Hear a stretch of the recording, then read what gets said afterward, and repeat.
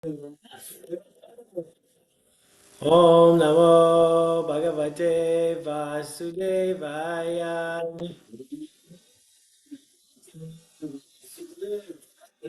Om Namo Bhagavate Vasudevaya.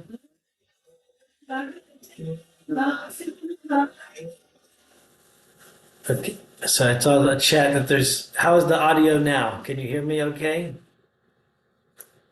Sounds good. Thank you, Jim. So here in person in Parampara Das, we have Madhuha Prabhu coming from North Carolina, brought 10 cases of Bhagavad Gita pocket editions. Mother Anasuya is here. And online we have Jim Wood, Devin, we have Kim, Rohini, Damayanti, the Bhakti Oasis, I imagine there's Danielle, maybe George, Saraswati is there also, and Kajindra Prabhu is here. So this is, so here we are. Dear Govinda's in Switzerland, preparing for an advanced seminar, Savatov advanced seminar. And Mother Malini is having a private Bhakti Yoga retreat this morning. So here I am trying to keep the lights on, keep the program going. So we're reading Srimad Bhagavatam, Canto 3, Chapter 4, Text 18. We'll start with the Sanskrit word for word, or word by word. Jnanam Param Svadma Raha Prakasham Provacha Kasmai Bhagavan Samagram Api Saman Na Grahanaya Bharta Vada Anjasa Yad Vrijinam Tarema. Do the Sanskrit responsively. Jnanam param svatma raha prakasham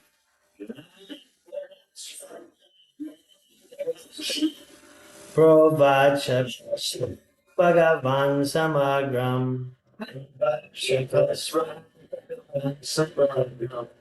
apiksamam nagrahanaya bhartar vadan jasa yad vijinam tarema.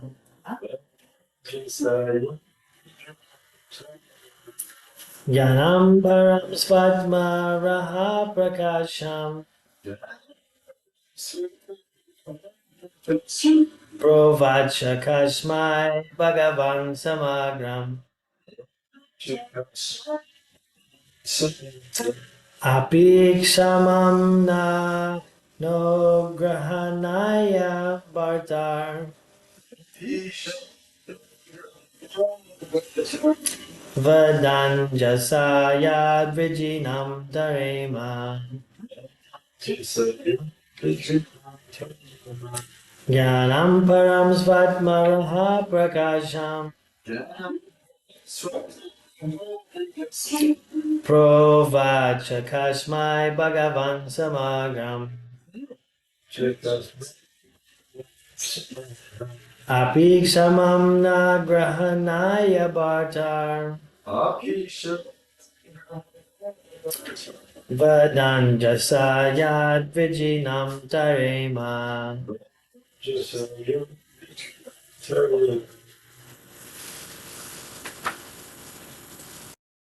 Who else like to chant the verse? Jnanam param svatma raha prakasham provacha kasmai bhagavan samagram apiksamam na grahanaya bharta Vadan Jasata Tarema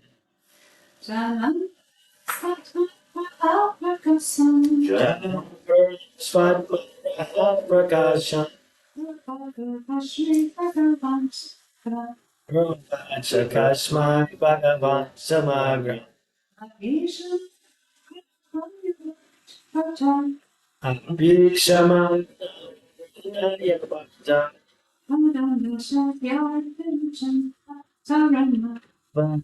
Jasaya Vijinam Tarema. Put it in the line like the chant in the verse.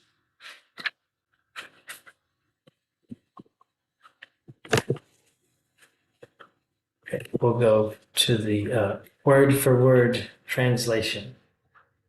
Jnanam, knowledge. Param, supreme. Sva Atma, own self. Raha, mystery. Prakasham, enlightening. Provacha, said. Kasmai, unto Ka, Brahmaji.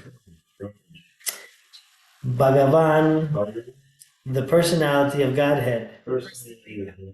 Samagram, in sum total. Api, if so. Shamam, able. Na, unto me. Grahanaya, acceptable. Bharta, O my Lord. Vada, say. Anjasa, in detail. Yat, that which. Vijinam, miseries. Tarema, can cross over. Translation. My Lord, kindly explain to us, if you think us competent to receive it, that transcendental knowledge which gives enlightenment about yourself and which you explained before to Brahmaji. Purport by His Divine Grace A.C. Bhaktivedanta Swami Prabhupada. A pure devotee like Uddhava has no material afflictions because he constantly engages in the transcendental loving service of the Lord. A devotee feels afflicted without the association of the Lord. Constant remembrance of the Lord's activities keeps the devotee alive. And therefore, Uddhava requested that the Lord please enlighten him with the knowledge of Srimad Bhagavatam as previously instructed to Brahmaji. Om Jnanatimimandasya Giranjana Shalakaya Chakshu Unminitam Yena Tasmai Shri Guruve Namaha. Nama Om Vishnu Padaya Krishna Prasthaya Bhutale Srimati Bhaktivedanta Swami Nityananda Namaste Saraswati Devi Gauravani Pracharni Nirvashishta Sunyavadi Paschatya Satani Jai Shri Krishna Chaitanya Prabhu Nityananda Shri Advaita Gadadhara Shri Vasadi Gauravani Hare Krishna Krishna Krishna Hare Hare Hare Rama Rama Rama Hare Hare. Okay, so this is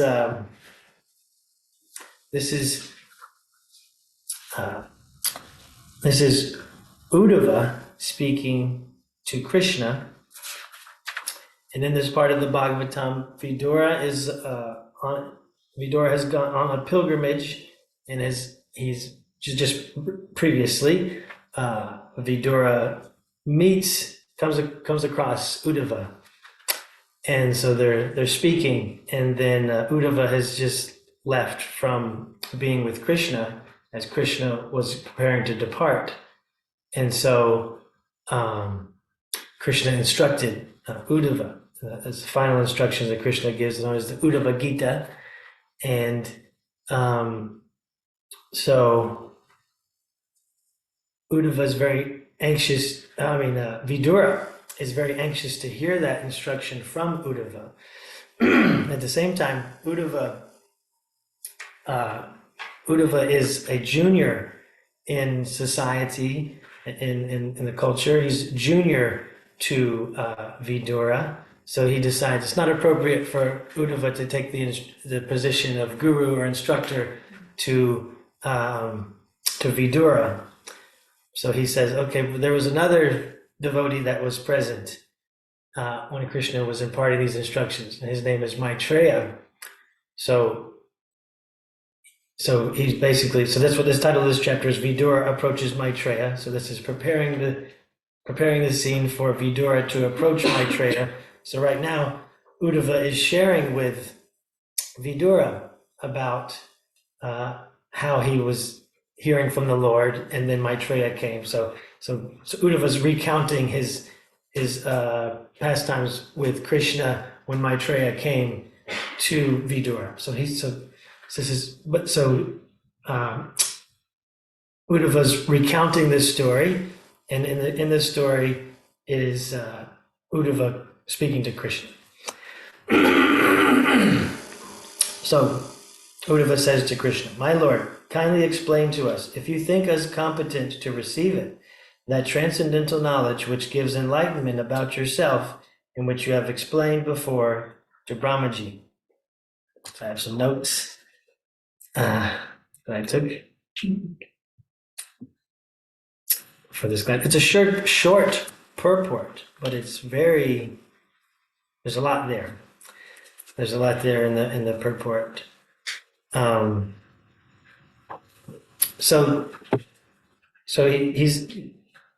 Uddhava mentions, as you have instructed, explained before to Brahmaji. So in the beginning of the creation, I was actually hearing the devastation at the time of the material devastation. Jim says it's concentrated. I don't know what that means. It's concentrated. So he gives. Maybe he's talking about the instructions to Brahmaji. It's concentrated, right?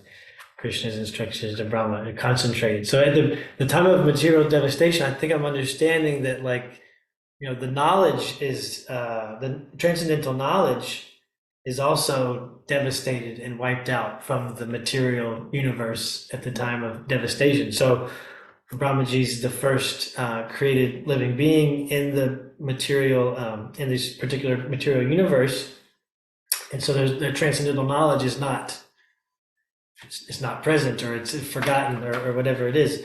So then Krishna needs to instruct Brahma to impart that transcendental knowledge, and so Krishna did that at the beginning of this material manifestation, and he did that in the form of 4 seed verses, the 4 seed verses of Srimad Bhagavatam, or Prabhupada calls them nutshell verses, and that is, we can see that in Canto 2, Chapter 9, 33 to 36, those 4 seed verses that Krishna instructed to Brahma, that are like the whole Bhagavatam in a nutshell.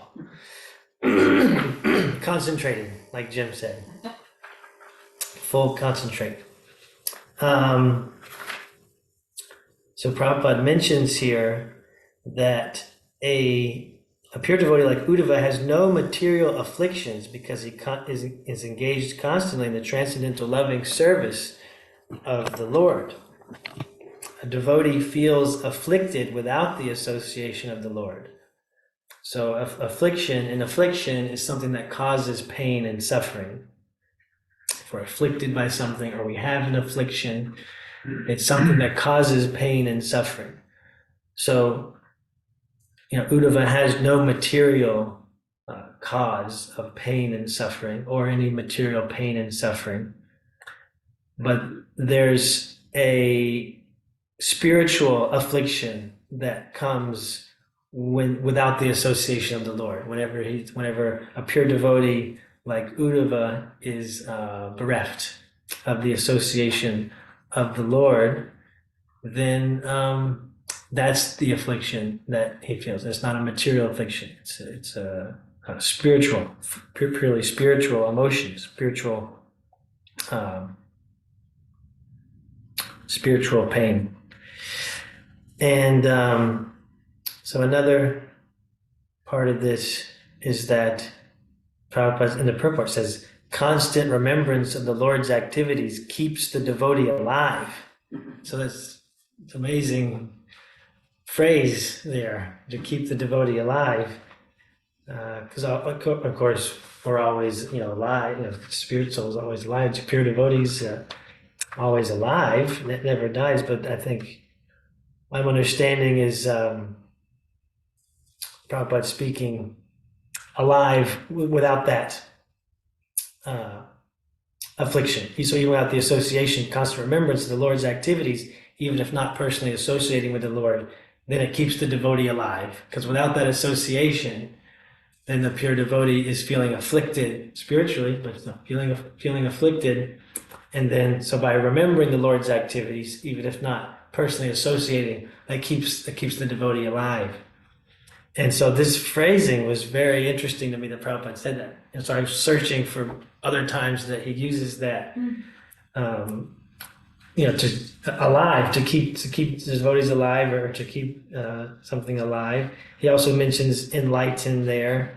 So I think we could imagine that's requesting that the Lord please enlighten him with the knowledge of Srimad Bhagavatam, which Uddhava knows.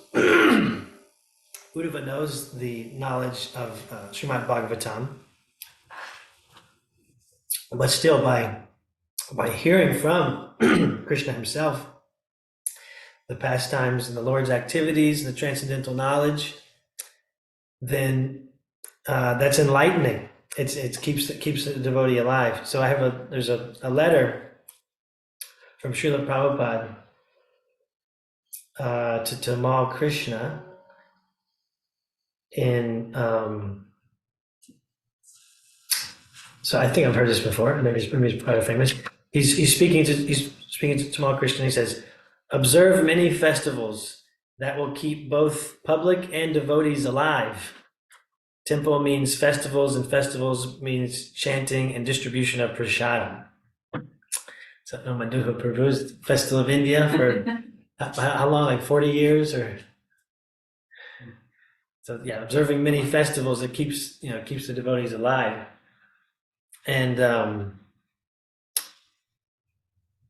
so I think so we can also understand it like that. Like what brings us alive?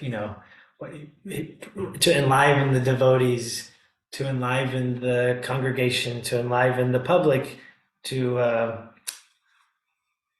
here another. This is well,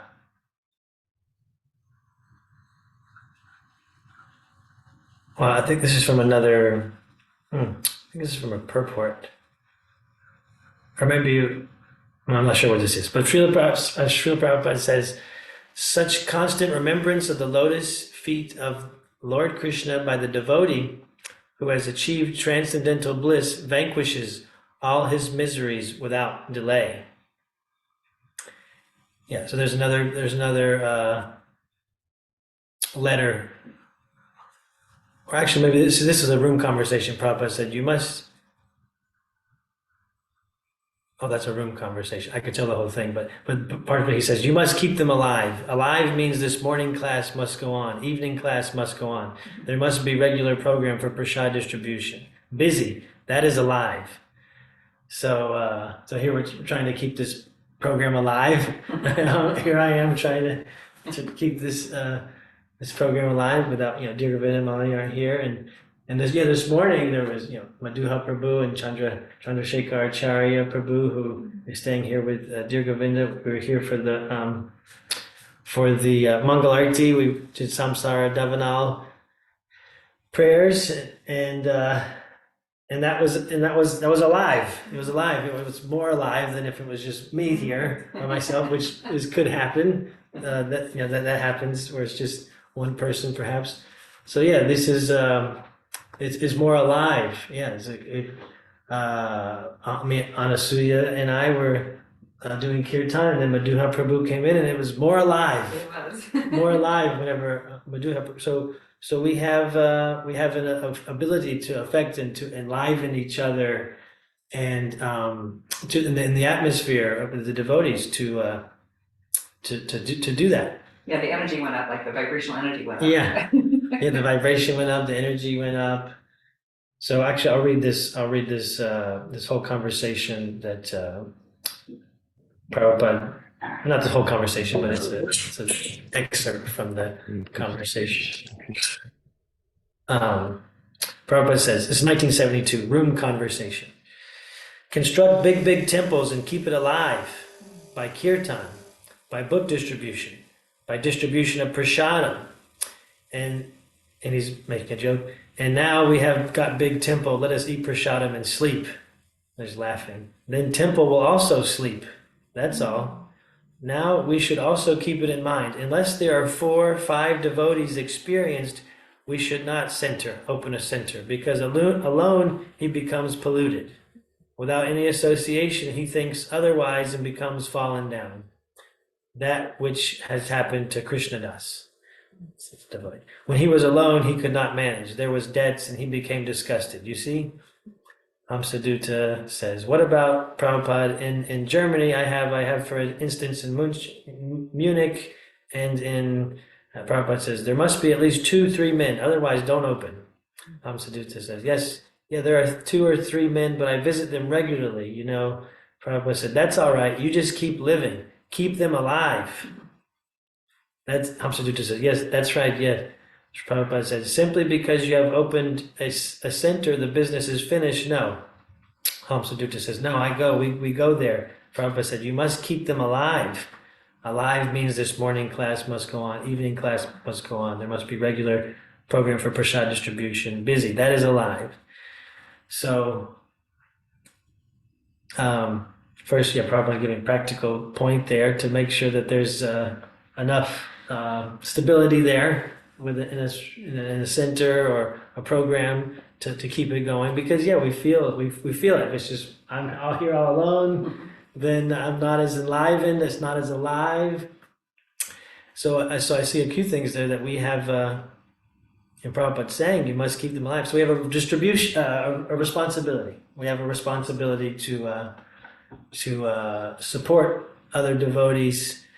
And enliven other devotees, and to like Prabhupada said, you must go and visit. You must go and visit them. You must go visit them regularly. And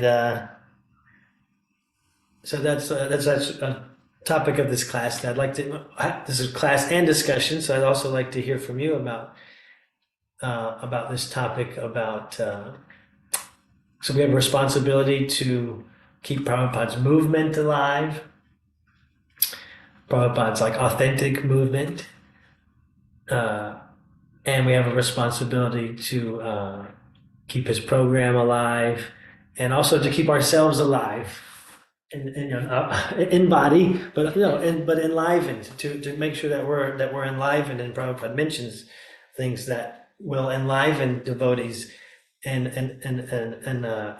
congregations, in the book distribution, prasadam, kirtan.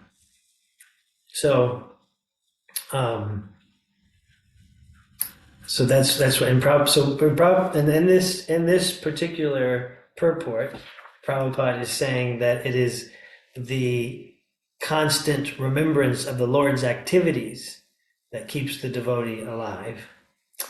So in these other conversations, Prabhupada's, other ways, more practical means about keeping centers alive and keeping devotees alive and congregations enlivened. But here Prabhupada is saying that constant remembrance of the Lord's activities keeps the devotee alive. So that's where I read this excerpt from, I think, from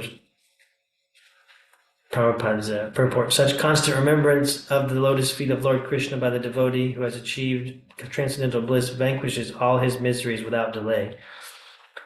And actually, this is a lecture from Los Angeles that actually they used for the Queen Kunti book, Teachings of Queen Kunti. So it's also Teachings of Queen Kunti. An excerpt from there, Prabhupada says, anything you speak or hear, later on you contemplate, you meditate, smaranam. So Smaranam is the third stage. First of all, one must begin with hearing, Shravanam. Otherwise, what about meditation? If you do not know the subject matter of meditation, where is the question of meditation? Therefore, we must first of all hear about the subject matter of meditation, and that is chanting Shravanam, Kirtanam, Vishnu, about Lord Vishnu. So it's a very practical point. I appreciate Prabhupada laying it out like that in that lecture and teachings of Queen Kunti about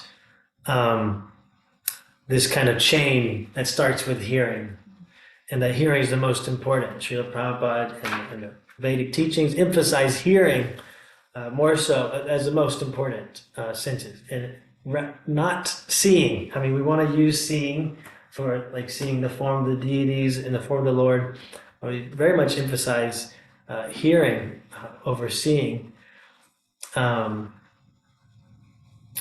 it's a very simple chain. So if we think about, so it's Shravanam, Kirtanam, Vishnu, Smaranam. So Smaranam, so Shravanam is hearing, Kirtanam is chanting, and then Shravanam is remembering. But Prabhupada also says like thinking, meditation. That's Shravanam also, like to be thinking. So it's a very practical chain there. That whatever we and also chanting, Kirtanam can be talking. Talking. If we're doing mundane talking, then it's mundane chanting. But if we're doing transcendental talking, then it is Kirtanam.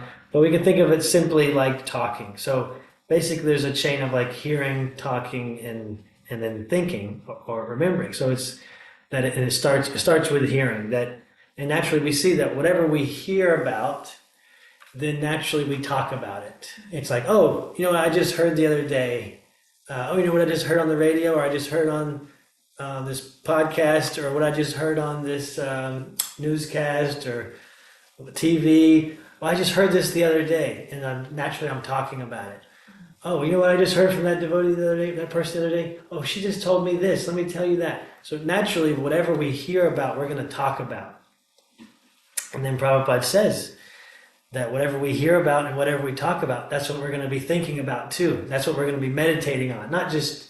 It's not just thinking, but it's meditating. That's where our thoughts are going to go when we're with ourselves, or whenever we're in any kind of meditative space. Then naturally, our thoughts are going to go to, what have we been hearing about? What have we been talking about? And our mind, will naturally go there. So that it's a very practical and very simple formula to focus our meditation. To focus our meditation naturally by engaging the senses positively. So like the maybe impersonal system is withdraw the senses and to meditate, and then go within to meditate. But then this formula is to positively engage your senses in hearing, engage the ears in hearing, transcendental vibration, transcendental knowledge. What Prabhupada says here, the Lord's activities. Hear the Lord's activities, then naturally you'll talk about them. Oh, what I just heard in this Bhagavatam class, or what I just heard in the Prabhupada's lecture, or I just heard this really nice kirtan. You need to hear this kirtan. Then naturally we're going to talk about it. And then naturally, if we're hearing and talking about these transcendental topics, then naturally our thoughts will go there too, and that's remembrance. That's remembrance. And sometimes it can seem challenging. Like I know Smaranam, remembrance, can seem challenging for me. Oh, I need to remember because I can be forgetful because I forget a lot. So it's like, oh, I need to remember Krishna. Oh God, that's hard to do. Remember Krishna. So that is, that's the challenge. And then,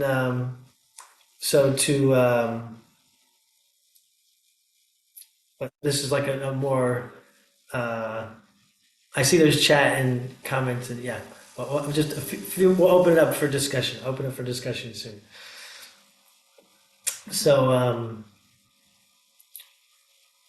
So this, remembrance can seem like, wow, it's kind of hard, kind of far off, but Prabhupada simplifies it here. That it's just thinking, but whatever we're thinking about. So this is Smarnam is also thinking about meditation.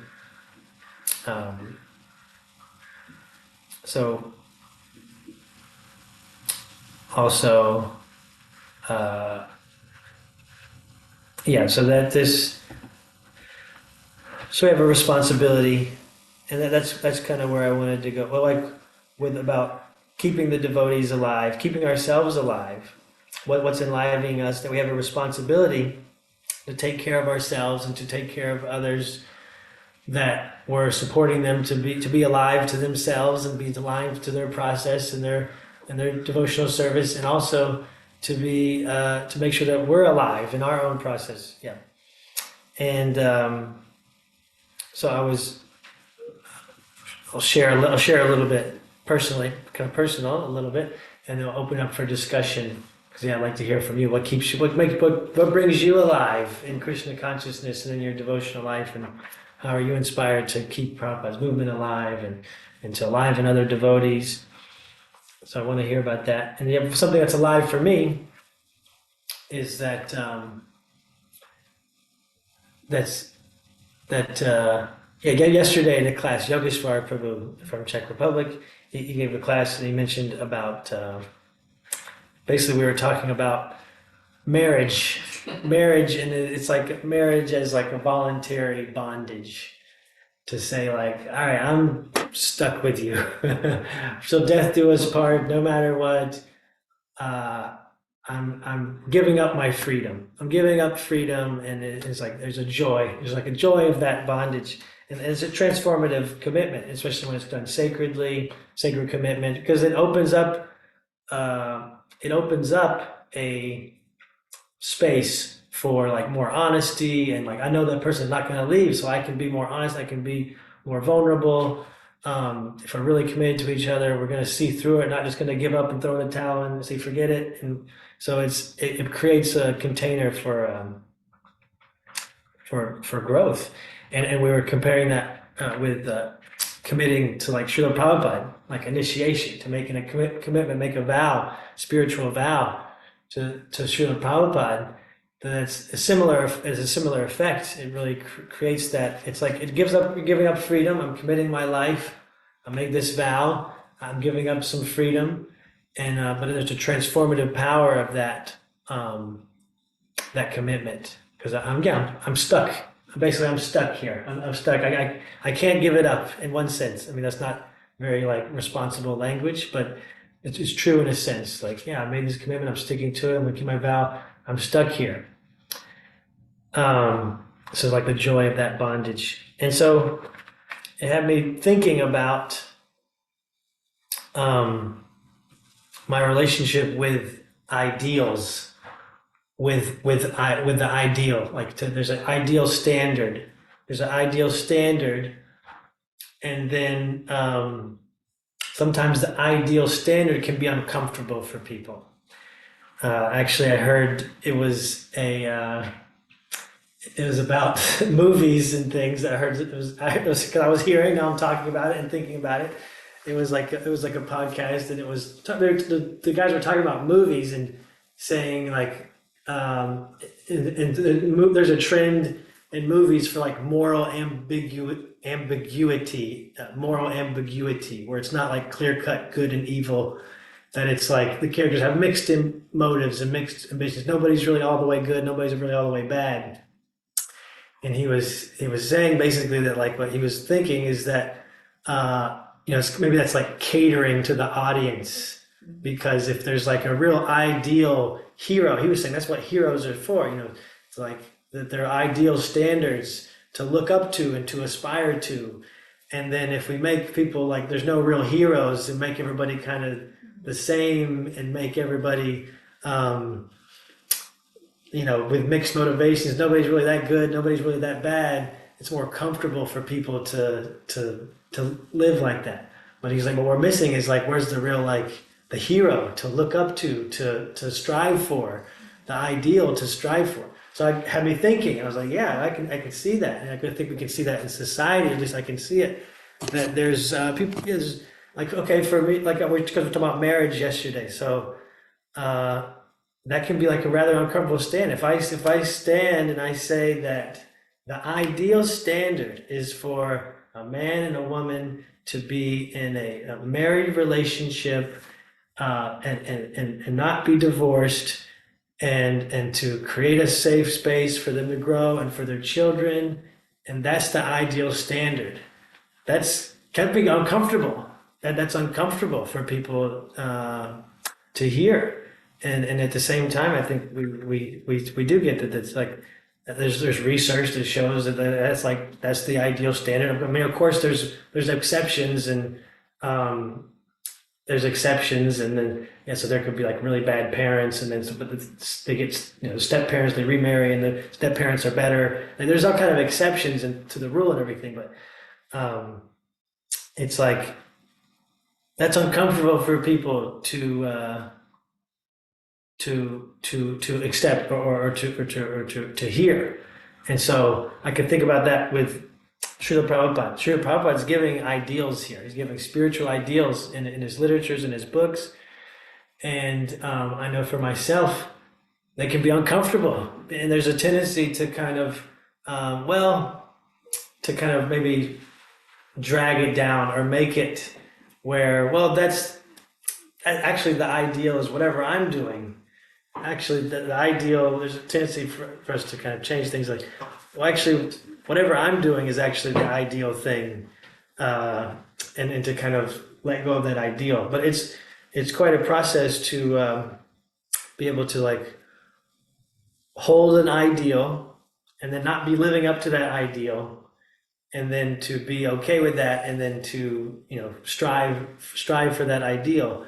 And actually in Sattva Tov we talk about these different like perhaps like toxic or unhealthy emotional patterns that we may engage in, called grunges and payoffs. And so one particular common one is to feel guilty, to feel shameful, and to carry guilt. And that can show up whenever we have some expectation of ourselves, a certain standard, certain ideal standard, have a certain expectation of ourselves, and then we don't live up to, we have a certain expectation of ourselves and we don't live up to that expectation. So we're here, this is where we're at, and here's the ideal standard that we expect ourselves to be at, and here's where we are. And so what do we fill the space with? We fill it with guilt and shame. And it's like particularly unhealthy. And so that's kind of what it can be uncomfortable. It's like, well, if there's some ideal standard and I'm not living up to that, that may be too uncomfortable for me to look at. Better to reject the ideal standard, take away the top standard. So and then wherever I'm at, that's the ideal. But and actually Mother Malini was giving it was a group coaching for advanced course graduates, for Sattva Tov graduates, and she was like speaking about that, like, yeah, because there's an opportunity there. You can go to because guilt and shame, that's like humiliation. That's humiliation, and that's different than spiritual humility. And it's like a fine distinction, because there's like spiritual humility. We see that in like the like Bhaktivinoda Thakur and the Vaishnavacharyas. Like, I'm so low, I'm so fallen, like a worm in stool, whatever that is. And but that emotion is like is bringing them closer to that spiritual ideal. It's inspiring them to move forward and to keep reaching that ideal. They're pure devotees, so they are the ideal, but still, like, they're giving an example for us. So that's like a distinction of like that, whether if we're not living up to an ideal and I feel guilt and shame, and then I'm humiliated, and then that's bringing me down, that's bringing me further away from the ideal. That's like grungy. It's not supportive, not healthy. But then, but if we're humble, and we're saying, this is the ideal, and it's not where I'm at. And so let me respond with humility. Let me respond with humility and with like prayerful mood, like reaching out to Krishna. This is where I'm at. Here's the ideal. To be waking up for me to wake up at 4:30 every morning, 4 a.m. every morning. That's the ideal, and I'm not there. that's not where I'm at, and it, not to make the change the standard, but here's the standard, and then so let me, I need help. To reach out for help and just be humble. Yeah, I'm falling. I'm struggling with this. This is uh, you know, a challenge for me. Whatever it is, like that. So that's something that was alive for me. We're speaking about, what's alive for you, and wanting to keep the devotees alive and enliven each other. So that's I wanted to share that to because that's something that's alive for me. And yeah, now I would be glad to hear from you.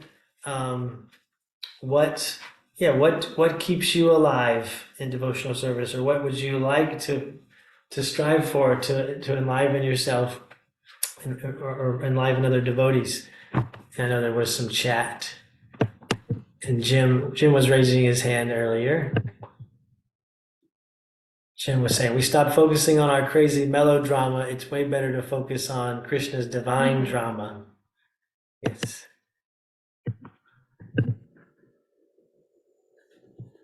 Proud. Devin's making comments. He's listening online, almost like dead man. Not busy, almost like dead man. Still in body, but spirit covered. Love, serve. Love equals serve equals remember. That's some banter. So a little bit of playful banter from Peace Formula, Eternal Bliss Formula. Devin saying. And Devin says, never meet your heroes. Prabhupada is exception to that rule. There's some playful banter there from Devin. Parampara, Haribo. Hare Krishna. Mathura here. Mathura Prabhu. Hare Krishna. Hare Krishna. Yeah, it was when you were discussing the importance of enlivening each other. I was remembering a memory. I think it's Gurudas. He said Prabhupada actually told him, I think, to go to Vrindavan temple, and he said, you read Krishna book to devotees. And this is your seva. The devotees need to hear about Krishna. And he was surprised, so just to read Krishna book and and talk to devotees about Krishna. And Prabhupada was saying, yes, the devotees need to hear. They're doing so much seva, but they need to hear as well. And when I was a brahmachari, when I would associate with other devotees, I used to say, can you tell me a pastime of Krishna? And this is what enlivened me. Just, hey, I want to hear about Krishna. I don't want to talk about each other. We mentioned, how we doing, this and that, but that's enough. We don't need to get into all the dramas of our life. Let's talk about, like Devin was saying, or sorry, the other devotee was saying, let's talk about Krishna's dramas. Yeah. And let's hear his pastimes and discuss them, and then we can relate to how those lessons are relevant to us today. So much of the Mahabharata lessons are relevant to us today, and so many of Krishna's pastimes. But I was just thinking of so many of the like in the assembly where Draupadi was disrobed, and the Kurus, they were many of them didn't speak up because they're being supported by Duryodhana. And there's things like that are going on today. People who are in leadership positions, they don't speak up against certain things because they get support in certain ways from certain people. So we can see these distinctions. And if we see these lessons from these stories, and we hear these stories, and we talk about them, it enriches our spiritual life. So I appreciate the point you're making. And if we can, any devotee that wants to call me up and tell me about a pastime of Krishna, I'd love it. Yeah, nice. Okay, yeah. Talk about Krishna's pastimes that will enliven him. Nice. Yeah. It's inspiring. Yeah, it's very simple. As Prabhupada says, just read Krishna book, like just read Krishna book. But that's really the whole process. That's that's it. To enliven the devotees by by remembering, constant remembrance of, Krishna. That's what it says in the purport.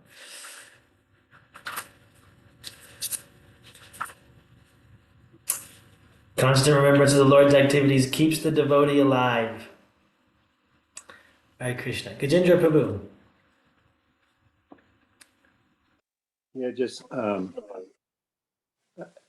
Yeah, I think something that I'm just getting more right now is my appreciation for the association of devotees, people that are actually Krishna conscious, because I feel like I deal with people a lot, and it's like really wonderful interactions. It's very high and uplifting. It feels right, but I can't really get into talking about Krishna past, really getting into that intimacy and realizing, yeah, that's a special. Everybody, Parampara, so Krishna, people that are consciously devotees, really want to hear about Krishna and talk about past and dramas. So, yeah, just really appreciating that. It is different than sort of talking about spirituality or your body or mind. Just like, yeah, all glories to the Vaishnavas. Hare Krishna. Yeah. Glories to the Vaishnava. Yes, I hear. Yeah, it's like it can be enlivening to people. People to be with people can be enlivening, and if it's good association, they're good people. That's enlivening. And then even if it's just spiritual topics, that can be enlivening. Oh, they're into spirituality, but then okay, Krishna's pastimes, really like into Krishna's activities. This knowledge of Srimad Bhagavatam. That's like another layer. You're just really appreciating how that brings you alive to another level. That sort of association is kind of like the cream of the cream. Yeah. Thank you. Thank you, Gajendra.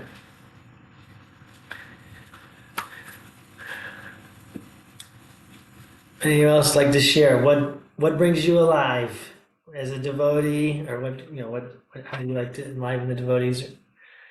Anyone else like to share this time?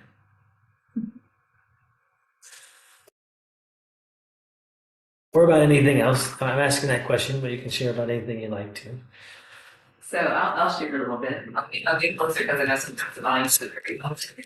Anasuya. Hi, Krishna. So, of course, I'm enlivened when anybody comes to Prabhupada's house. Yes. So, and I'm still not there 100% of my time yet. So I'm looking forward to that day. And so I feel like sometimes environment has a lot to do with it. So depending on where I'm at, I sometimes forget God's splendor, like, the spark of his splendor. And so just going and even going to Dear Govinda's, space, it's just like there's an instant like calm and peace and beauty and like connection more with Krishna and more with Prabhupada than when I'm out in the mundane world. Mm-hmm.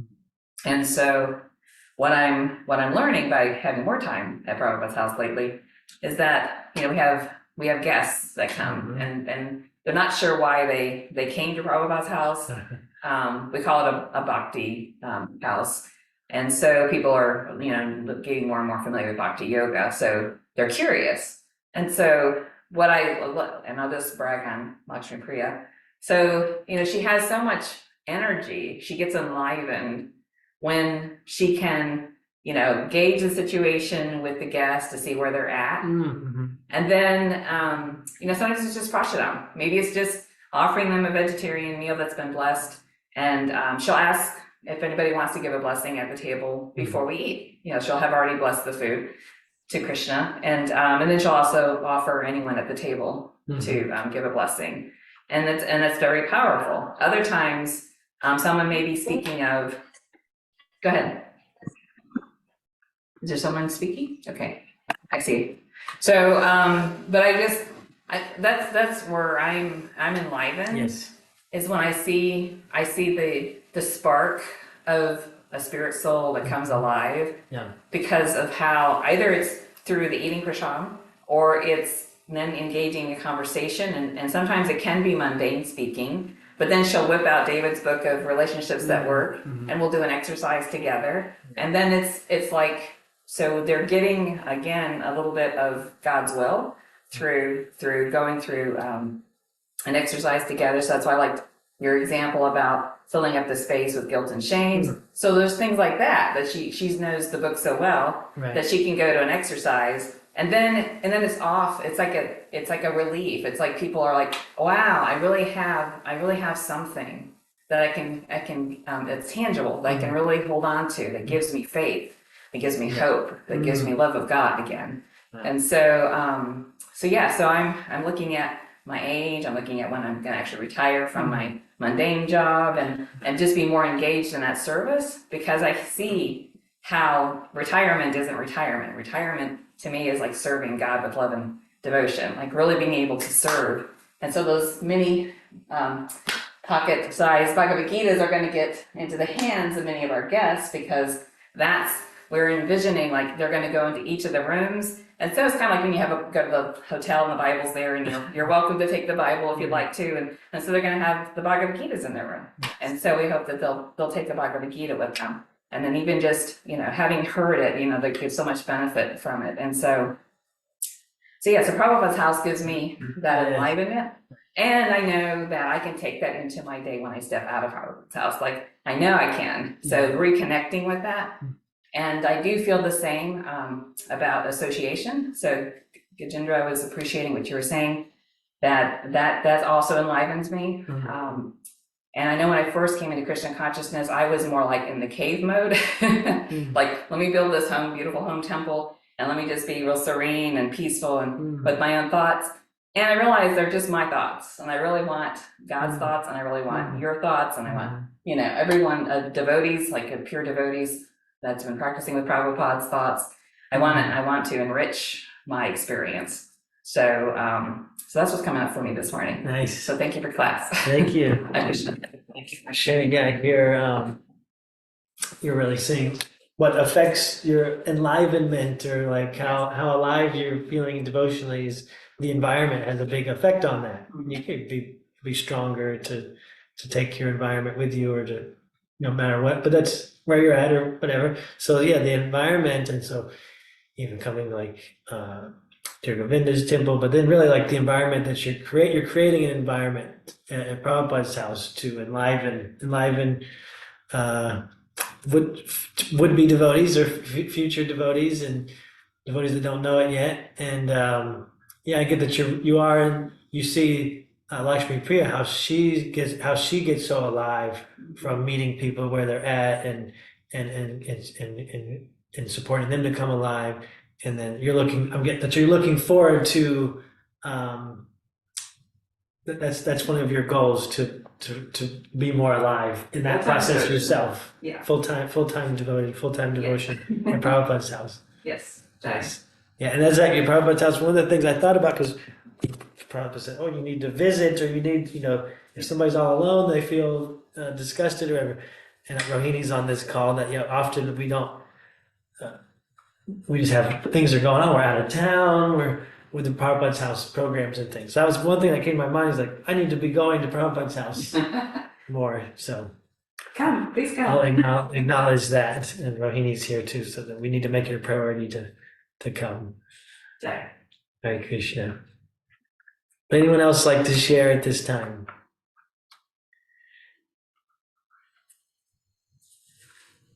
Thank you all very much for your association. Srimad Bhagavatam ki jai. Srila Prabhupada ki jai.